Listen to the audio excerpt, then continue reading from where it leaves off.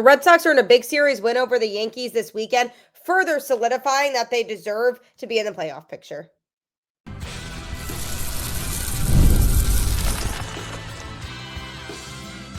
You are Locked On Red Sox, your daily Boston Red Sox podcast. Part of the Locked On Podcast Network, your team every day. Hello and welcome to Locked On Red Sox, your daily Boston Red Sox podcast, part of the Locked On Podcast Network, your team every single day. I'm your host, Gabby Maljanian, former ESPN social media associate and current host of the Boston Balling podcast as well. And I'm here to discuss the latest in all things Boston Red Sox, Monday through Friday, straight to your favorite podcast feed. And the best part, it's all completely free. So make sure you continue to tune in because Locked On is here every single day. This episode is brought to you by 5 Hour Energy. Enter for a chance to win a dream golf trip for 2 to any golf tournament in the USA, excluding the Masters tournament. Visit 5-h-e-win.com for full rules and entry. No purchase necessary. Ends October 31st, 2025. I know that sounds super cool. I'll tell you a lot more about it a little bit later on today's show, but happy Monday, starting off a new week. Hope you get through it and everything's smooth for you. Hope you had a nice weekend. The Red Sox went to the Bronx to take on the Yankees in a big 4-game series, and the Red Sox won 3 out of 4 of those games. Last night's game definitely sucked. I'm right there with you. Not very enjoyable to watch. Dustin May struggled. I'm going to be talking about him a little bit later on the show, how to handle him moving forward, as well as Walker Buehler's move to the bullpen and what that means for the Red Sox. So certain players that there are still question marks about here when it comes to this Boston Red Sox team. But one thing that is not a question is how much they've dominated the Yankees this year. 8-2 record against New York. It's really, truly a bummer that they couldn't come up with that sweep, because a 4-game sweep in the Bronx would have been absolutely huge for momentum purposes. But still lots of really good things that I saw from the Red Sox in this series. In the first game of the series, when the Red Sox won 6-3, Roman Anthony was a hero in that game. The Red Sox had a 4-3 lead, and he launched a 2-run homer late to come up with a big win for the Boston Red Sox, because how important is those insurance runs? The first half 2025 Red Sox would lose so many one-run games that we have now gotten equipped to saying we better get some insurance runs because we don't trust a one-run lead. Now, granted, if you have a closer named Aroldis Chapman who can go out there and close out the game, you can feel pretty confident in a one-run lead, but it was really nice insurance and a big moment for Roman Anthony, his first Yankee Stadium home run, showing that he feels the intensity that comes with this rivalry, and he feeds right into it. And that was always something I really liked about Roman, even when he was in the minors. When I would speak with him in Worcester, the conversations were always around his mindset. And the mindset was always, what can he do to be better than he was the day before every single day? And that's a tool that's going to allow a player to succeed at the major league level. And not only that, but also his maturity. He shows incredibly mature plate discipline, and the swing selection is well beyond his years. So that's something that's really going to serve him well down the road in his career. It's just his ability to identify pitches he should be swinging at, and he rarely swings at pitches outside the zone. He's not a big chaser. He does have trouble seeing the slider when it comes from a left-handed pitcher in particular. I will say that's definitely something that he should be working on improving. But overall, he very much does not chase, has great plate discipline. And the fact that he was able to come up with a big home run in a huge spot for Boston really shows that he's ready for that kind of spotlight. He's ready to be that guy who's going to be the face of the franchise. And in the playoffs, for example, when the stakes are so high, the pressure's on and so many people are watching you, some players cave, others excel. And Roman Anthony is going to be the type of player that's going to continue to excel big statement moment for him in the Red Sox 6-3 win. Lucas Giolito pitched in that game. He went 4 2/3, giving up 5 hits with 3 earned runs, 3 walks, and 4 strikeouts. He did throw 97 pitches with 60 of them going for strikes. So the command was definitely there. Do I wish it was a bit of a longer outing? Yes, 100%. The Red Sox are going to be playing a lot of games over the next couple of weeks without really off days. So it's important to make sure that the bullpen is conserved and rested, and Alex Cora had to blow through a decent number of relievers in that game. So that was the biggest critique I had from that first game, was that Justin Wilson, Greg Weiser, Steven Matz, Garrett Whitlock, and Aroldis Chapman all had to come in and throw in that game. So that would be the biggest thing I would say. Was I wish we got a little bit more length from Giolito, but overall, that was a big game. Then the Red Sox won game 2, 1-0 in that series. And perhaps the biggest storyline is how dominant Brayan Bello was. I mean, it continues to be a problem with the Red Sox not being able to situationally hit all the time. They left 9 on base and went just 1 for 11 with runners in scoring position. That cannot happen. They need to find a way to grind through their at-bats and come up with big hits in opportune moments. So that's something I still worry about with the lineup consistently, is its ability to have enough players who can come up in those big moments and get that big hit. But a highlight from that game was certainly Brayan Bello's start, because he looked so confident out there. 7 innings, 3 hits, no runs, 1 walk, and 5 strikeouts. Over 92 pitches, he threw 61 of those for strikes and got his ERA down to a 3.07. Brayan Bello channels some inner demon when he's playing the Yankees. He pitched so well, and he dominates them whenever he goes head-to-head against that Yankees lineup. And he looked arguably the best he's looked in a Red Sox uniform. He didn't get a lot of swing and miss stuff necessarily. He's never been a big swing and miss type of pitcher, but he is a big ground ball pitcher and generates a lot of weak contact, which he was doing very effectively in this game. And he was also able to deliver with base traffic. Some pitchers kind of cave when there's base traffic. They don't really know what pitch to throw or how to lock these guys down. But Bello was throwing the pitches he needed to when he needed to throw them. And that got the Red Sox the win. Again, 1-0. Would I have hoped while I was watching it that they scored more runs? Absolutely, because you never feel that comfortable with a 1-run lead, but they were able to hang on, and a win is a win. They won 1-0, and Aroldis Chapman did come out and close that game too. So he threw in the first 2 games of the series, so you had to kind of hope that the rest of the series, they were not close games, so that he wouldn't have to come in and pitch. And that is exactly what happened in game 3. It was a complete blowout. The Red Sox won 12-1. And it was kind of funny because they were up 5-1 until the top of the 9th inning. And then things kind of fell apart for the Yankees. An error in the inning and just the Red Sox getting hit after hit after hit. And it led to them piling on the runs in that inning and winning 12-1 behind their ace, Garrett Crochet, who threw 7 innings, giving up 5 hits and 1 earned run, which came on a solo home run, 11 strikeouts and 1 walk. And speaking of Garrett Crochet with the strikeouts, he's one of only 4 Red Sox pitchers with 200 strikeouts in their first 26 games of a season. It's him this year, Chris Sale in both 2017 and 2018, Pedro Martinez in 1999, 2000, and 2002, and Roger Clemens in 1988. I mean, think about that elite list of people that Garrett Crochet is on that list with. He also reached another milestone in that start by recording his 500th career strikeout. So obviously another dominant outing from him. The offense was able to work in that game. 17 hits for the Red Sox offense. And while that's great, and while the Red Sox were able to splurge on runs in that game, it's very inconsistent. So they still even left 8 on base and went 7 for 13 with runners in scoring position, which is obviously very good. But you don't always see that with this Red Sox offense, and that's something that I'm struggling with when it comes to my confidence level in the offense, because you'll see them do that one night and then they'll go into the next night and they'll lose 7-2, which is exactly what happened in the series finale when the Yankees were trying to avoid getting swept. The Red Sox lost 7-2.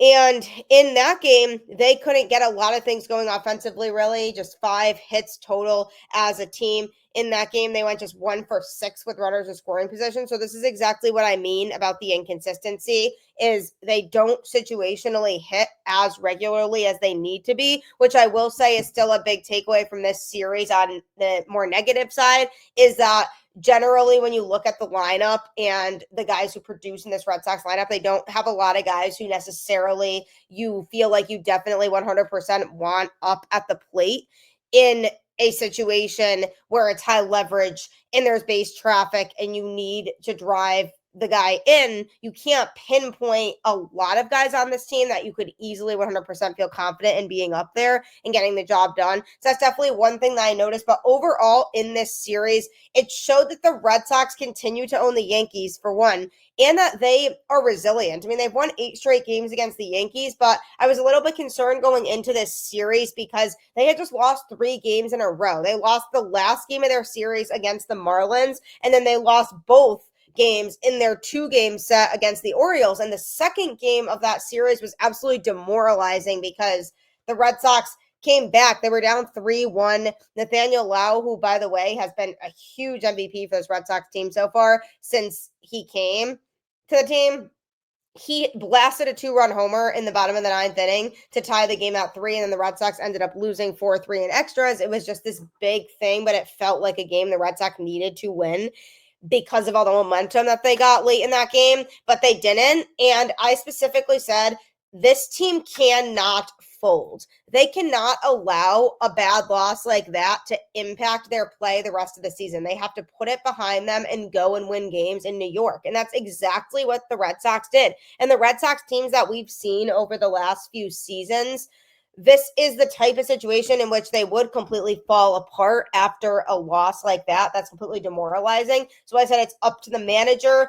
and the leaders and veterans on this Red Sox team to rally the troops and make sure that they weren't too emotionally or mentally impacted by that demoralizing loss against the Orioles and the fact that they went on a 3-game skid. And them going into the Bronx and responding, taking 3 out of 4 from those guys over there, shows that this team is resilient. They want to win, and they are able to bounce back after hard times. And that is a huge thing I felt like we've been missing from some of their most recent Red Sox teams, is that they don't really have that ability to bounce back when things go south. So in the second half of the season last year, the Red Sox just completely spiraled out of control and they just kept losing games. And I said, we'll know if this team is different based on how they respond in New York. And they went and they responded in New York and won 3 out of the 4 games. A sweep would have obviously been ideal, but it didn't happen. But it just goes to show the attitudes that this team has and their ability to bounce back, which is a huge quality for a playoff team. So the Red Sox definitely deserve to be in the playoff picture. They belong there. They've responded well to hard times this season and challenges that were thrown their way. And they just need to continue to win games. They have to show up for this upcoming series against Baltimore. That's going to be key. And somebody who's going to be key in this Baltimore series and beyond is Walker Buehler, who's going to be pitching in a new role moving forward for the Boston Red Sox.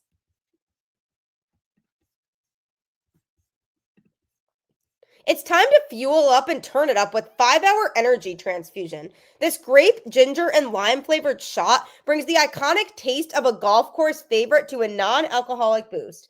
Perfect for sinking birdies or making great memories with friends. It's a hole-in-one for your energy game.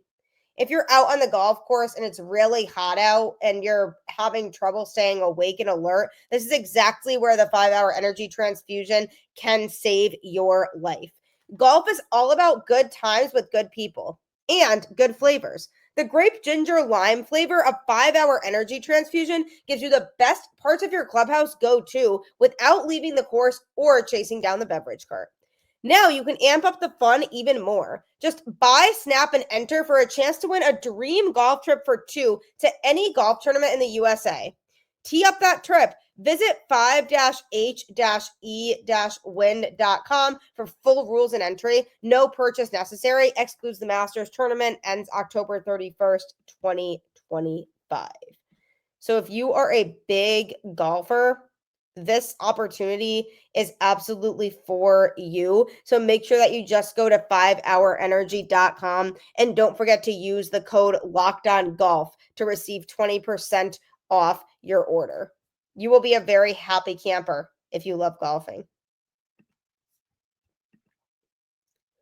The Red Sox are coming off of a good series win in the Bronx. Yes, the last game of the series was frustrating. The Red Sox failed to be able to complete the sweep, but winning 3 of 4 on the road in such a tight wild card race right now is a huge win for this Red Sox team. And I really liked a lot of what I saw. Nathaniel Lowe, definitely a standout, got some big hits for this Boston Red Sox team in the series. He was having not so great of a season, and people were hesitant about him coming to Boston, but I did say he could be a change of scenery type of player. He could really benefit from now being in a different environment around what will hopefully be a winning team at the end of this season. Time will tell on that. But he seems so happy. He always has this big smile on his face every time he does something big for the Red Sox. So it's been really refreshing to see a guy go out there who can play first base regularly and be able to be consistent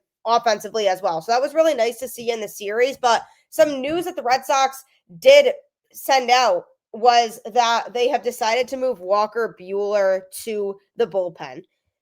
Now, obviously, this comes as something that might not necessarily be a surprise for people because the writing was on the wall for him to go to the pen. They gave him multiple chances to start games and try to figure it out, but his starts as of late just have not been at the level that they need to be at. So the Red Sox made the difficult decision to send him to the pen. Alex Cora basically said Friday before the Red Sox continued their 4-game series with the Yankees, he said it's going to be his new role. We'll figure out how it goes, maybe 1 inning, multiple innings, wherever it is, we don't know yet. So they're kind of playing around with the idea of do they want to use him as a multi-inning reliever or not. His next scheduled start would have actually been tonight in the opener of a 4-game series in Baltimore. And the Red Sox did not immediately announce who would take his turn. They were considering maybe Kyle Harrison, calling him up from AAA, who was the main piece that the Red Sox got back in the Rafael Devers trade. And Alex Cora had said he was an option. Unfortunately, I don't feel like he's quite ready yet. I've covered him pretty extensively in Worcester this year, and he certainly has grown a lot as a pitcher, but he does need to work on his command a little bit more, as well as perfecting off-speed pitches before he can come up to the majors and contribute. So the Red Sox ultimately decided they're going to have Brennan Bernardino be the opener for the game, and then Richard Fitz will likely come in bulk and pitch as much of the rest of the game as he can. I actually like that decision. While Richard Fitz struggled earlier on in this season with the Red Sox, I don't think it would be the best option to rush up Kyle Harrison before he's ready because you don't want to destroy the poor kid's confidence. So I'm actually okay with him being in AAA for a little while longer, and the Red Sox could always see how he performs, and if they feel like he'd be ready to come up in time for the playoffs, then they could maybe consider bringing him up at that point.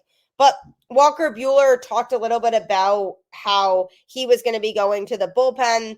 And obviously, every 5th day, it might not regularly be Brennan Bernardino as the opener and Richard Fitz coming in after that. I think just right now, because of the experimental phase of trying to figure that all out, we'll know more and more about what they're leaning towards. If they just continue to give Fitz a start every 5 days, maybe that's what they decide.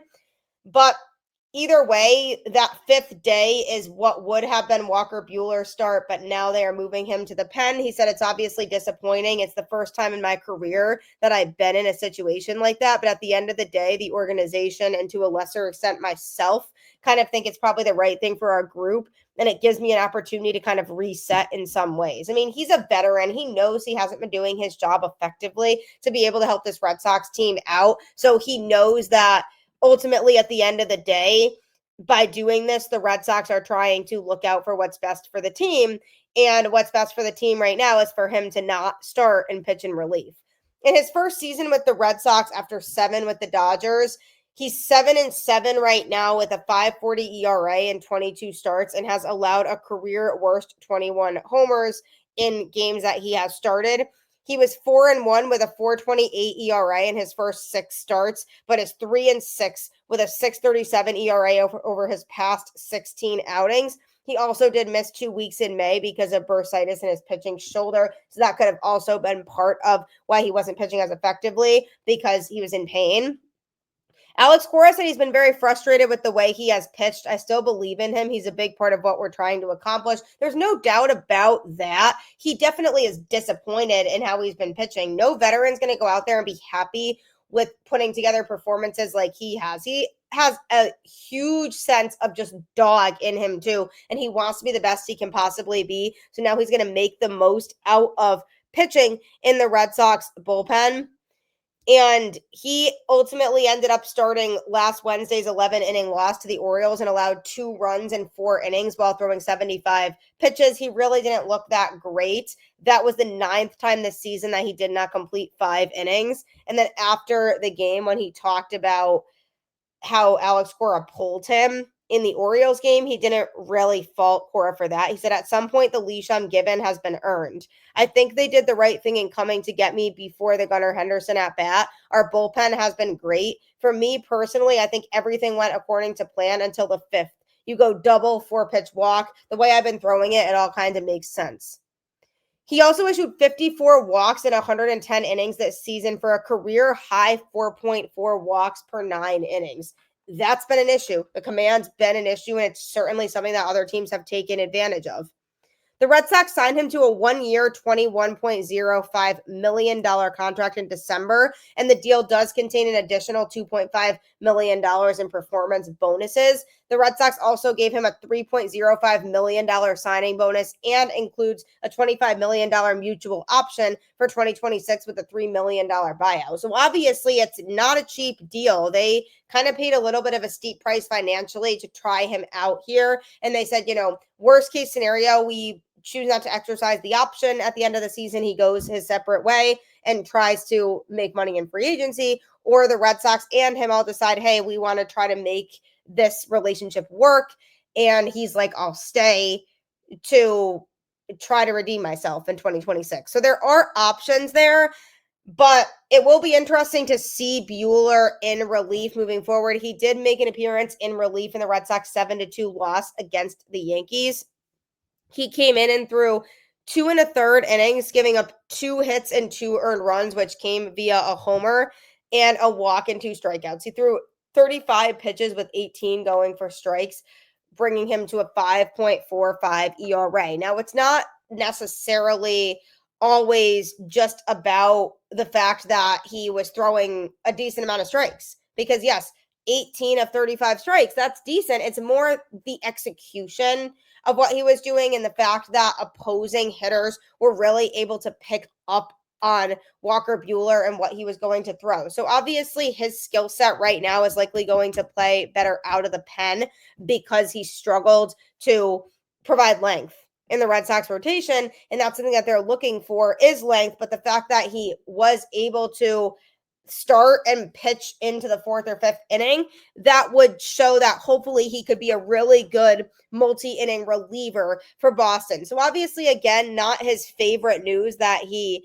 really wanted to hear, but he's going to try to make the most of the situation and kind of see what happens, hoping that he can contribute as much as possible out of the bullpen. So I do feel kind of badly for him because he's just not used to pitching in relief. His only previous relief experiences was 8 appearances as a rookie in 2017. His last relief appearance was June 28th, 2018, when he allowed a run in 5 innings after missing time because of a rib injury.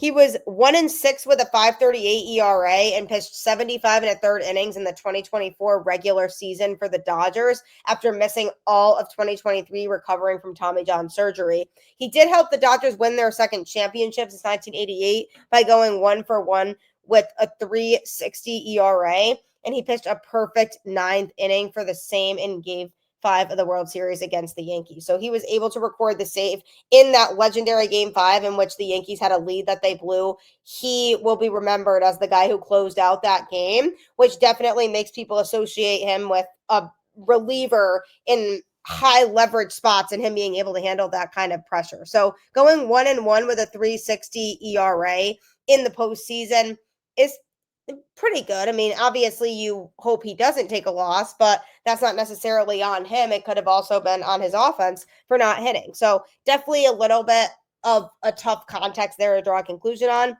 But because he doesn't have a lot of relief experience, it will be interesting to see him pitching out of the bullpen moving forward for the Red Sox, because if they could get a version of Walker Buehler that pitches very well out of the pen and is super dominant, then there you go. Then you have this weapon that you can utilize down the stretch or even heading into the postseason if the Red Sox make it, which hopefully they do. Now you have a guy who, similar to that role with the Dodgers, closing out Game 5 of the World Series. Now he's closing out big games for Boston down the road. So obviously he struggled in his first relief appearance yesterday, but I just ask for patience with that because he's changing his whole routine. He's adapting to doing something new, and that's going to take some time, but hopefully he can be a secret weapon for the Red Sox out of the pen, because that would be a huge game changer. And coming up, could another pitcher be moved to the bullpen? I'm going to be discussing that coming up next.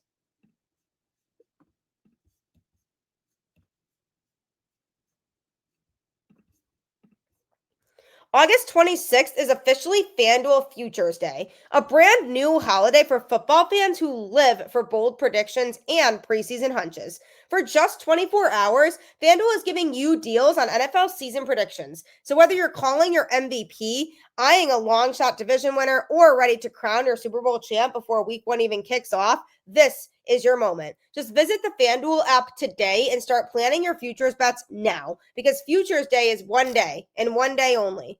FanDuel, play your game.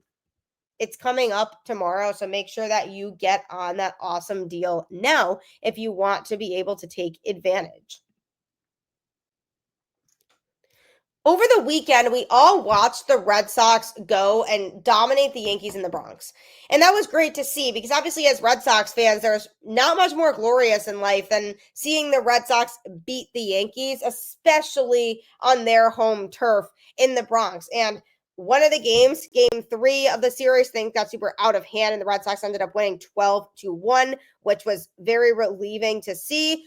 But game 4 was not exactly that same way. Things went south for Boston. They lost 7-2 with Dustin May on the hill. He threw 4 1/3 innings, giving up 5 hits and 5 earned runs with 3 walks and 3 strikeouts. He gave up 3 home runs in this game. He was getting hit hard. And the Red Sox were trying to get something going offensively, but they couldn't really. So then it was just challenging, because it really felt like the game was over before so much of it had been played, because he didn't have it. And the Yankees had a 5-0 lead. So it just kind of felt like, okay, this game might not be meant to be for the Red Sox. They already won 3, but if they can come back, great. But Dustin May is another pitcher who hasn't been incredibly sharp every time that he has pitched for this Boston Red Sox team this season. His first outing was rough. Then he had a couple outings that were very strong, and now he's kind of slipped back a little bit. And it's a little bit concerning if you're the Red Sox, because they traded for this guy at the trade deadline who they were hoping could really contribute as a starter in this rotation. And rather than being consistently very dominant, he has had some rough outings, and he hasn't been able to provide the length that the Red Sox have wanted him to. He just did not have it. He was off from the start. He walked back-to-back batters to start his outing and allowed 5 runs in 4 2/3 innings. He allowed 3 homers, including 2 to leadoff man Trent Grisham. Josh Chisholm Jr. also homered twice, except one of them was off, ironically, Walker Buehler, not Dustin May. May walked 3 batters in what was his worst start as a member of the Red Sox. Alex Cora pulled him in the 5th after just 70 pitches, which represented a major step in the wrong direction for him, because since he had pitched well in his 2 prior outings, it felt like he was heading in the right direction because, again, he had a first outing that was really rough. Then he had a couple outings that were really strong. So you said, okay, now is he going to continue to pitch that well, or is he going to slip back? And the answer is, unfortunately, that it seems like he has slipped back. The Red Sox need for contributions from him is even more apparent now with the uncertainty in that rotation spot behind him because of Walker Buehler being moved to the bullpen. So it's so important that he pitches well, but he has not given people any more confidence after his start last night that he could be somebody that the Red Sox could rely on regularly out of the rotation. So obviously they're not going to make any rash decision on it right now. They are going to give him time to be able to redeem himself and go back out there and have a better outing, because they're not just going to pull somebody after one outing and say, yeah, you're out or you're going to the bullpen. With Walker Buehler, it had been multiple outings for the entirety of the season that the Red Sox were able to see before they made that decision of moving him to the pen. So if they were to make the decision to move Dustin May to the bullpen, that decision would likely come a lot later. They'd want to see him continue to start because they would want to see, okay, is it just an adjustment thing? Is there some small tweak we need to make with his mechanics or his delivery? Or what's the issue? Is it something that he can't really move past, and this is just the type of pitcher that he is now? So I do suspect that eventually there could be a conversation about Dustin May and moving him to the pen. Now, there are 2 problems with that. One, because who would pitch every 5th day as the starter? You're gonna have to create an opportunity for somebody in that way, and that just gets to be really risky if you're kind of throwing people out there to start every 5th day to see what might work when you have a consistent number 4 starter in Dustin May right now that obviously ideally the Red Sox would want to utilize. So that's something to think about, because if he continues to start and he continues to struggle for this Red Sox team, they might have to consider it somehow and in some way say, okay, we feel like Dustin May has better stuff that plays out of the pen, so we're going to move him there. It's just tough because essentially indirectly you can look at the Rafael Devers trade and say, okay, we traded Rafael Devers essentially for a rental pitcher in Dustin May, because indirectly one of the prospects that the Red Sox got from the Giants in the Rafael Devers trade was traded to the Dodgers for Dustin May. So a lot of people are saying the Red Sox essentially traded Devers for 2 months of Dustin May, which if you want to look at it that way, you can. But that's a big factor in this because the Red Sox didn't trade for Dustin May for him to pitch in relief. They just didn't. So they're going to try everything in their power to make this work with him in the rotation. But he's just been getting hit hard.